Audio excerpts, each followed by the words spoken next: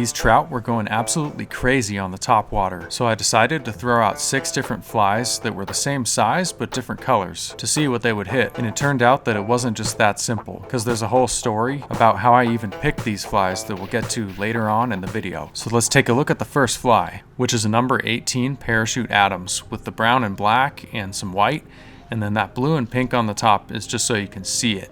And I thought that was a pretty good imitation of what was hatching naturally. So I fished it for about 20 minutes and I put it right on some fish, and they were going crazy on the top, but they did not like that fly and they were rejecting it every time. So I switched it up to a different fly. And this second fly is another parachute type fly, but this one is black with white hairs on the back, kind of like a mayfly. And it was slightly smaller. It was a number 20. And this was the first cast I did with it. I drifted in front of those trout and they just hit it right away. So that was really successful. I mean, one and done. So there's really nothing more exciting to me than a fish just rising to a dry fly like that in crystal clear water. So fun. You can see them hit it the whole way. And I could tell that guy had been caught before too, and was not very spooky because I couldn't have been more than 10 feet away from it when it hit.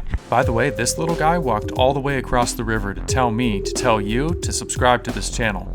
So you better do it. So let's see how this next fly does. And this is a parachute green drake fly.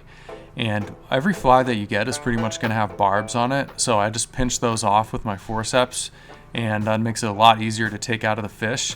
And in this river, it was actually required to have barbless hooks. So these trout were still really active, and I casted it right on them. You can see them right there, surfacing. And I got this cast right in the lane and right in front of that fish. So I casted it upstream so that it would roll down and they wouldn't be spooked by the line hitting the water. So that was a really good presentation, and I did that a couple times and they were not hitting it. So I moved on to a different fly. And I moved on to the other side of the river where I could see through the water better, and I saw a huge trout sitting at the bottom and a bunch of trout still surfacing around me. So this next fly is a parachute blue wing olive, and it's pretty similar to that other green drake fly, except it's just a brighter green and it's got white hackle instead of gray, and just a different profile. So I just roll casted it out there, and a trout hit it on the very first cast. So just like that black fly, as soon as it hit the water, it was fish on. And that was really cool because this guy was actually pulling some drag and really putting up a good fight. There was something about that profile and about the color that just fooled them into thinking it was just another one of those flies that was hatching and floating down the river. In fact, I'm pretty sure that it was a blue wing olive hatch that was going on. So that was a perfect match for the hatch. So match the hatch. You know, they always say that, but that's what it means. And even though this was a dynamite fly that worked for me on the first cast, I took it off for you guys so we could keep this test going.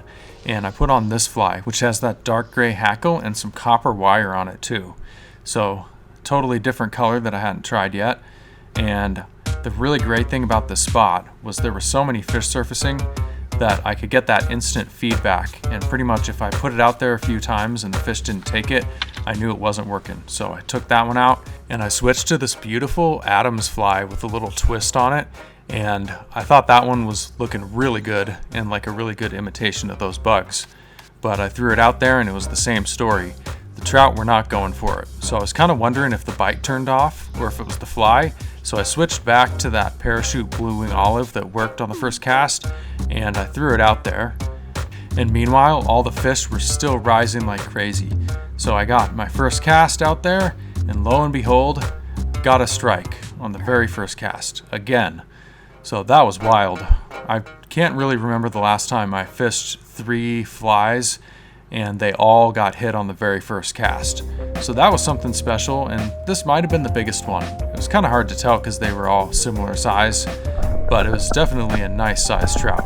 So here's that crazy story that I promised from earlier. I fished this spot for about 8 hours total, and literally the entire time, trout were rising probably every 30 seconds. So that in and of itself is crazy. But here's what really shocked me. First time I went out there, I threw everything at them but the kitchen sink. All my go-to flies like Parachute Adams, Zebra Midges, San Juan Worms, Elk Hair Caddis, and a few other dry flies. And with all that activity, I know that they saw every single one. And the only fly they would take was that Parachute Blue Wing Olive. with. So that's when I went to the fly shop and got a handful of flies in that exact same style, but in different colors, because I wanted to see just how picky they were. And it turns out they were way pickier than I expected. So this was a great learning experience for me and goes to show just how deadly those tiny dry flies can be. So the next time you see some trout rising, try out those 2 flies. And if you don't have a fly rod, you can just rig these up with a spinning rod, and I have a couple videos that walk through how to do that. And that was actually how I got into using flies in the first place. Thank you for watching, and I'll see you in the next one.